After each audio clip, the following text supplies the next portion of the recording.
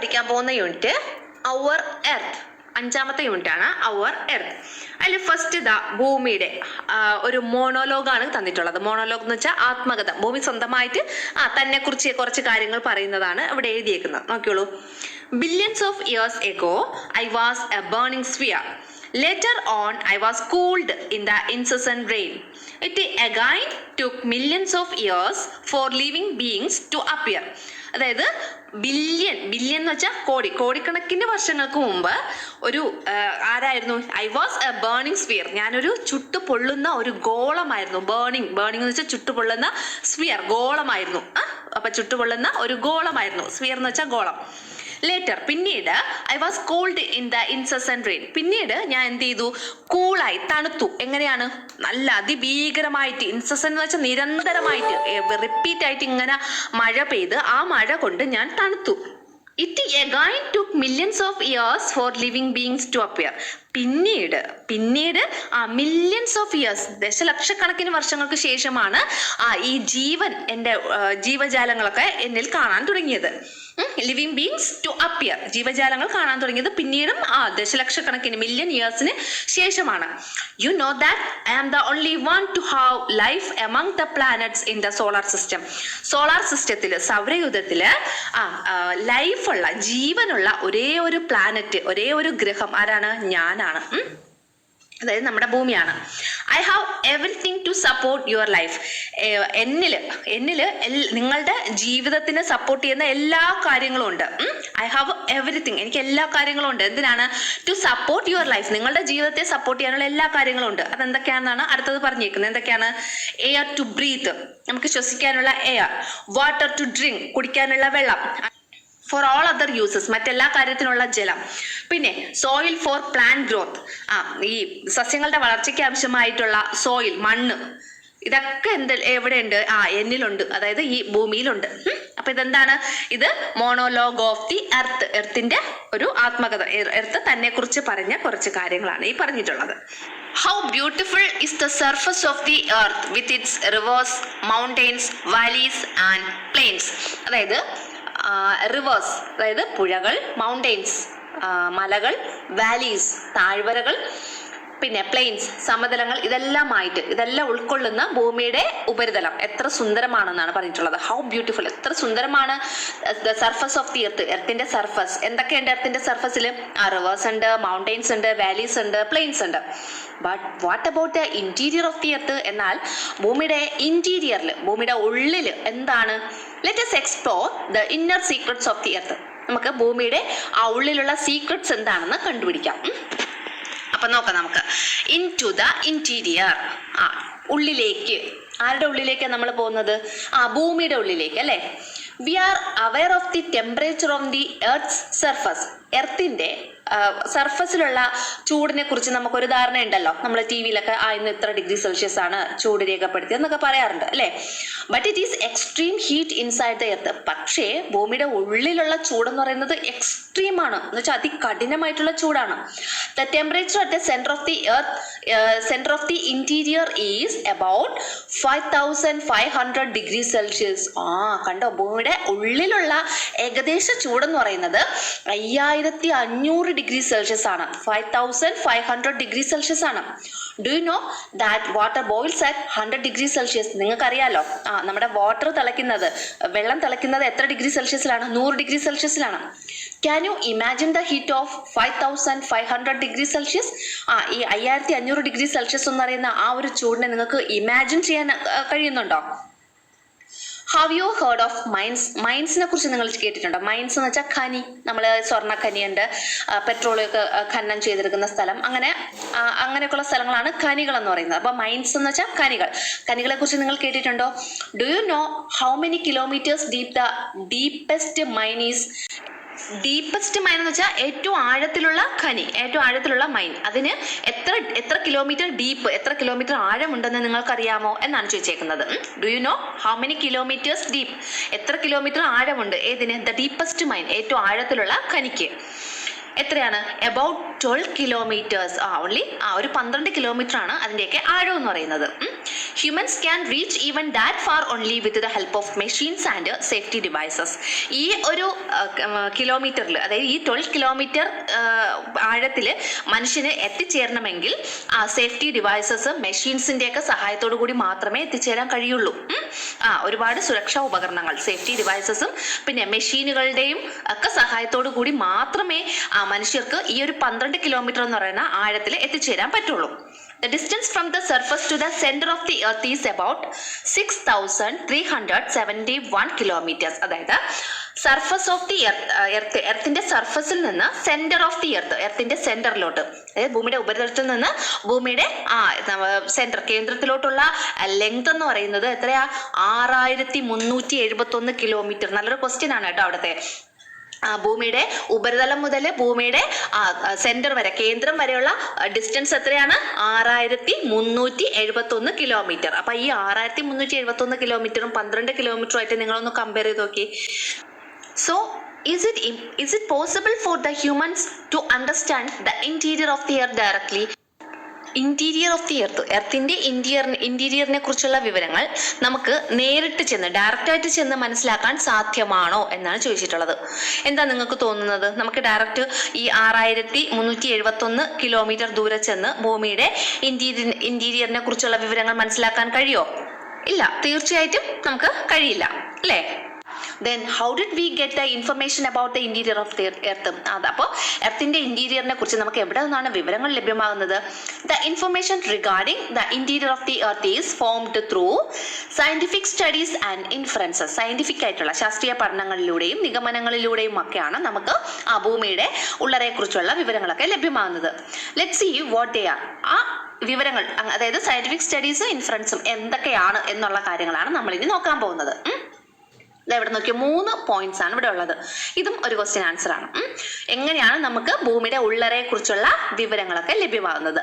How we get information from the interior of the earth. എങ്ങനെയൊക്കെയാണ്? 1.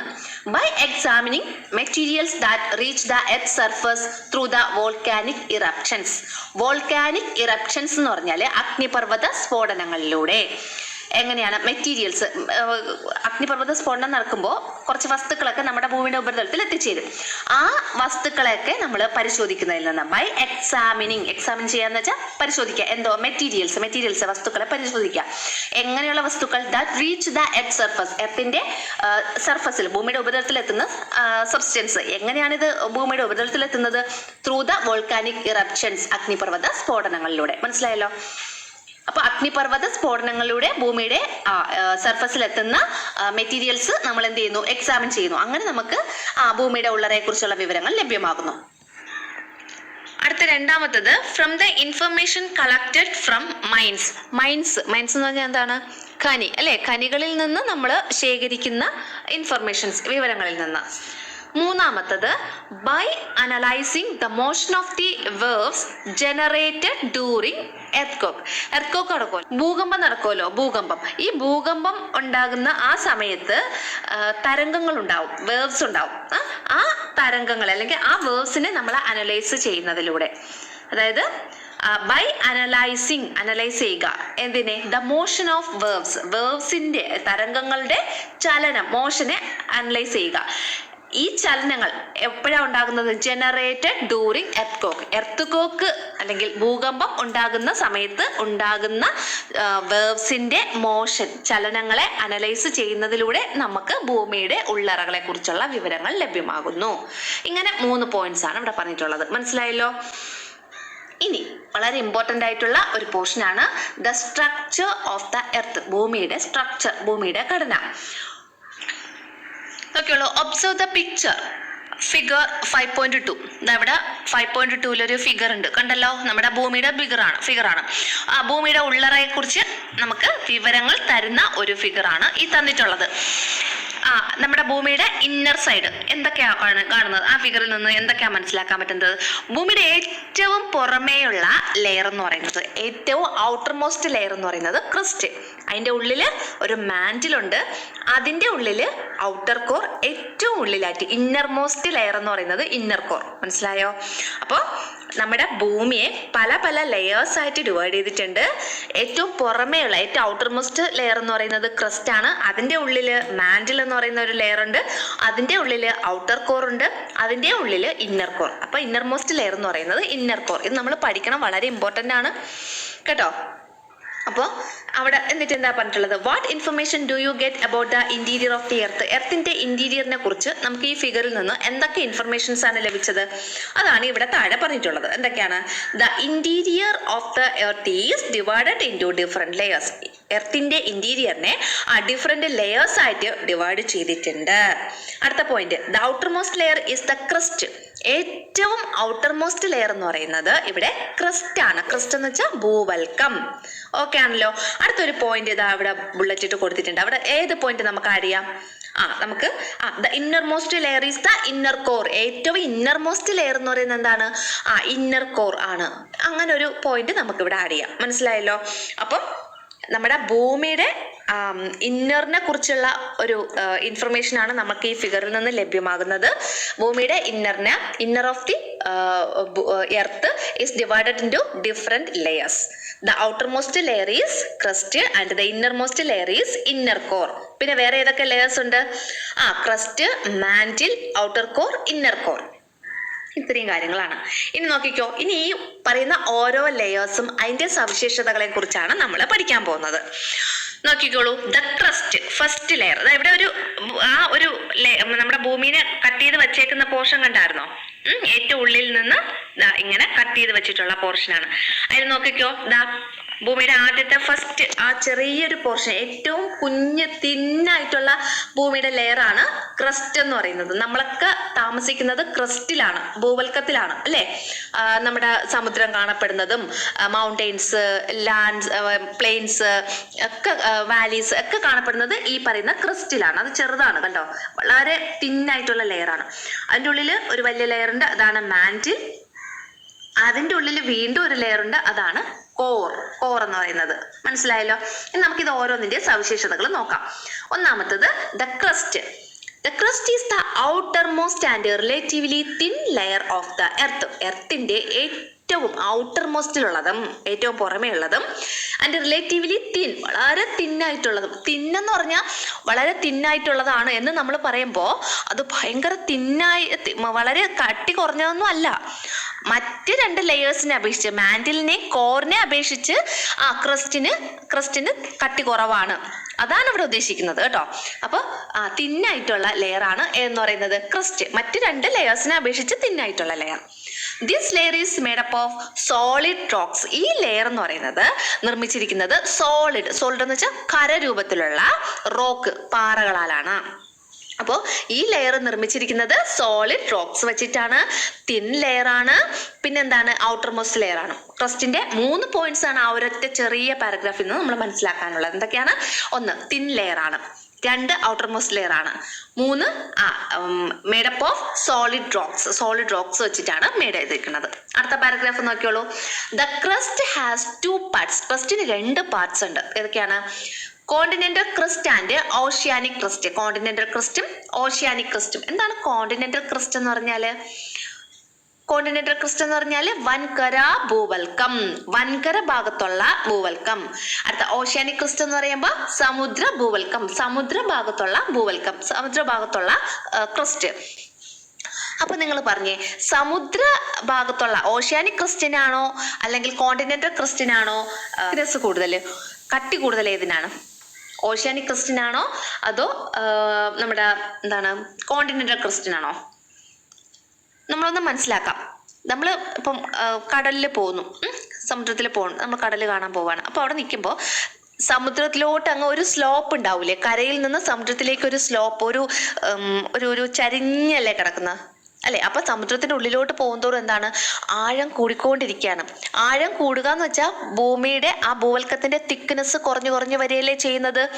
അല്ലെങ്കിൽ ഈ figure നോക്കിയാൽ തന്നെ നമുക്ക് മനസ്സിലാക്കാം. അവിടെ ഫിഗറില് ഓഷ്യാനിക് ക്രസ്റ്റും ഉണ്ട്, കോണ്ടിനെന്റൽ ക്രസ്റ്റും ഉണ്ട്, കണ്ടോ? അപ്പൊ അവിടെ നോക്ക്, ഓഷ്യാനിക് ക്രസ്റ്റിനാണോ കോണ്ടിനെന്റൽ ക്രസ്റ്റിനാണോ തിക്നെസ് കൂടുതൽ? നമ്മുടെ കോണ്ടിനെന്റൽ ക്രസ്റ്റിന് തിക്നെസ് കൂടുതലും ഓഷ്യാനിക് ക്രസ്റ്റിന് തിക്നെസ് കുറവുമാണ് അല്ലേ? ഈ കാര്യം മനസ്സിലാക്കി വെച്ചേക്കാം. നോക്കിക്കോളൂ, continental crest is thicker then the oceanic crust. Continental crest എന്ന് പറയുന്നത് തിക്കർ ആണ്, കട്ടി കൂടുതലാണ്. ഏതിനെ അപേക്ഷിച്ച്? ഓഷ്യാനിക് ക്രസ്റ്റിനെ അപേക്ഷിച്ച്. Then the oceanic crest. The average thickness is about 30 kilometres. ഈ നമ്മുടെ കോണ്ടിനെന്റൽ ക്രസ്റ്റിന്റെ ആവറേജ് തിക്നെസ് എന്ന് പറയുന്നത് 30 കിലോമീറ്റർ ആണ്. In mountain areas continental crest has thickness of about 70 kilometre. Mountain area ആണെങ്കിൽ ആ കോണ്ടിനെന്റൽ ക്രസ്റ്റിന്റെ തിക്നെസ് 70 കിലോമീറ്റർ വരെ ആകാം അല്ലെ?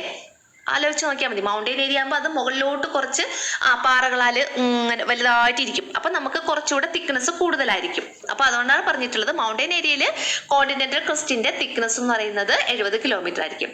But the average thickness of the oceanic crest is 5 kilometres. പക്ഷേ നമ്മുടെ ഓഷ്യാനിക് ക്രസ്റ്റിന്റെ ആവറേജ് തിക്നെസ് എന്ന് പറയുന്നത് 5 കിലോമീറ്റർ മാത്രമാണ്. ഒരു 5 കിലോമീറ്ററേ ഉള്ളൂ അതിന് തിക്നെസ് എന്ന് പറയുന്നത്. മനസ്സിലായല്ലോ? ഇനി നമുക്ക് അടുത്ത പഠിക്കാനുള്ള രണ്ടാമത്തെ ലെയർ എന്ന് പറയുന്നത് നമ്മുടെ ഭൂമിയുടെ എർത്തിന്റെ ഇന്നറിലുള്ള രണ്ടാമത്തെ ലെയർ ദ മാന്റിൽ. ഏതാണ്? മാന്റിൽ. മാന്റിൽ എന്ന് പറഞ്ഞ ലെയർ അത് അത്യാവശ്യം വലിപ്പമുള്ളതാണ് അല്ലെ? Mantle is the layer below the crust. ക്രസ്റ്റിന്റെ താഴെയുള്ള ഒരു ലെയർ ആണ് mantle. This is relatively thick. ഇത് വളരെ തിക്കായിട്ടുള്ള ഒരു ലെയർ ആണ്. It extends up to about 2900 kilometres. മാന്റിലിന്റെ തിക്നെസ് എന്ന് പറയുന്നത് 2900 കിലോമീറ്റർ ആണ്. 2900 കിലോമീറ്റർ ആണ്. The part of the earth that comprises crust and upper part of the mantle is called lithosphere. അതായത് ക്രസ്റ്റും പിന്നെ മാന്റിലിന്റെ അപ്പർ പാർട്ടും കൂടെ നമ്മൾ ഒരുമിച്ച് ഒരു പേര് പറയും. അതിന്റെ പേരാണ് ലിത്തോസ്ഫിയർ. എന്താണ്? ലിത്തോസ്ഫിയർ. പിന്നെ എന്താ പറഞ്ഞിട്ടുള്ളത്? The part below the lithosphere which is in molten state due to the melting of rock particles, അതിന്റെ പേരാണ് magma, is known as asthenosphere. ഈ പറയുന്ന ലിത്തോസ്ഫിയറിന്റെ തൊട്ട് താഴത്തെ പോർഷൻ എന്ന് പറയുന്നത് സോളിഡ് സ്റ്റേറ്റിലുള്ള പോർഷൻ അല്ല. അവിടെ മോൾട്ടൺ സ്റ്റേറ്റിലാണ്. മോൾട്ടൺ സ്റ്റേറ്റ് എന്ന് പറഞ്ഞാൽ എന്താണ്? ഉരുകിയ അവസ്ഥയിലാണ്. പാറകളൊക്കെ ഉരുകിയ അവസ്ഥയിലാണ്. നല്ല ചൂടായിരിക്കും അല്ലേ അപ്പൊ അവിടെ. അപ്പൊ പാറകളൊക്കെ ഉരുകിയ അവസ്ഥയിലാണ് അവിടെ കാണപ്പെടുന്നത്. ഇങ്ങനെ ഉരുകിയ പാറയാണ് നമ്മൾ എന്ത് പറയുന്നത്? മാഗ്മ എന്ന് പറയുന്നത്. അപ്പോൾ ആ ഒരു അവസ്ഥയിൽ കാണപ്പെടുന്ന ഈ ഒരു പോർഷൻ ഓഫ് മാന്റിലിനെയാണ് നമ്മൾ ആസ്തനോസ്ഫിയർ എന്ന് പറയുന്നത്. അസ്തനോസ്ഫിയറില് പാർട്ടിക്കിൾസ് ഏത് സ്റ്റേറ്റിലാണ്? അപ്പോ മോൾട്ടൺ സ്റ്റേറ്റിലാണ്. ആലോചിച്ച് വയ്ക്കുക. അസ്തനോസ്ഫിയറിൽ നമ്മുടെ ഭൂമി ഏത് അവസ്ഥയിലാണ് കാണപ്പെടുന്നത്? ഏത് സ്റ്റേറ്റിലാണ് കാണപ്പെടുന്നത്? മോൾട്ടൺ സ്റ്റേറ്റിൽ, ഉരുകിയ അവസ്ഥയിലാണ് കാണപ്പെടുന്നത്.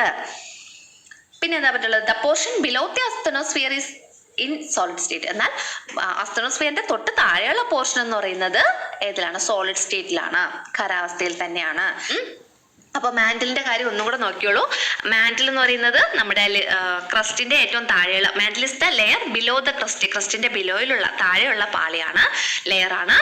അതിന്റെ തിക്നെസ് എന്ന് പറയുന്നത് 2900 കിലോമീറ്റർ ആണ്. 2900 കിലോമീറ്റേഴ്സ് ആണ് അതിന്റെ തിക്നെസ് എന്ന് പറയുന്നത്. പിന്നെ ക്രസ്റ്റും അപ്പർ പാർട്ട് ഓഫ് ദി മാന്റിലിനെയും കൂടെ ചേർത്ത് upper part of the mantle and crust is collectively known as എന്താണ്? ലിത്തോസ്ഫിയർ. അതിന് രണ്ടിനെയും കൂടെ ചേർത്ത് നമ്മൾ എന്ത് പറയുന്നു? ലിത്തോസ്ഫിയർ എന്ന് പറയുന്നു. ഇനി ദ പാർട്ട് ബിലോ ദി ലിത്തോസ്ഫിയറിന്റെ താഴെയുള്ള പോർഷൻ എന്ന് പറയുന്നത് which is in molten state. അത് മോൾട്ടൺ സ്റ്റേറ്റിലാണ്. Due to the melting of rock പാർട്ടിക്കിൾസിന്റെ മെൽറ്റിംഗ്, ഉരുകിയത് കൊണ്ടാണ് അത് ഏതിൽ കാണപ്പെടുന്നത്? മോൾട്ടൺ സ്റ്റേറ്റിൽ കാണപ്പെടുന്നത്. അതുകൊണ്ട് ഈസ് നോൺ ആസ് അസ്തനോസ്ഫിയർ. അതുകൊണ്ട് ആ പോർഷൻ നമ്മൾ അസ്തനോസ്ഫിയർ എന്ന് പറയുന്നു. പിന്നെ ഈ മോൾട്ടൺ സ്റ്റേറ്റിലുള്ള റോക്ക് പാർട്ടിക്കിൾസിനെ നമ്മൾ പറയുന്ന പേരാണ് മാഗ്മ. നമ്മൾ ഈ വോൾക്കാനിക് ഇറപ്ഷൻസ്, അഗ്നിപർവ്വത സ്ഫോടനങ്ങൾ ഉണ്ടാവുമ്പോൾ നമ്മുടെ ഭൂമിയുടെ പുറത്തോട്ട് വരുന്നത് ആരാണ്? ഈ മാഗ്മയാണ് വരുന്നത്. അപ്പൊ ഏത് പോർഷനിലാണ് വോൾക്കാനിക് ഇറപ്ഷൻസ് ഉണ്ടാകുന്നത് നിങ്ങൾ ആലോചിക്കണം. എവിടെയാണ്? മാന്റിലാണ്. അപ്പൊ അവിടെ നിന്നാണ് മാഗ്മ ഇങ്ങ് നമ്മുടെ ഭൂമിയുടെ ഉപരിതലത്തിലേക്ക് വരുന്നത്. മാഗ്മ എന്ന് പറയുന്നത് മോൾട്ടൺ സ്റ്റേറ്റിലുള്ള റോക്ക് പാർട്ടിക്കിൾസ് ആണ് മാഗ്മ എന്ന് പറയുന്നത്.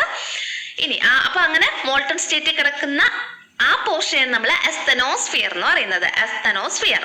The portion below the asthenosphere is in solid state. എന്നാൽ ഈ അസ്തനോസ്ഫിയറിന്റെ താഴെയുള്ള പോർഷൻ എന്ന് പറയുന്നത് ഏത് സ്റ്റേറ്റിലാണ്?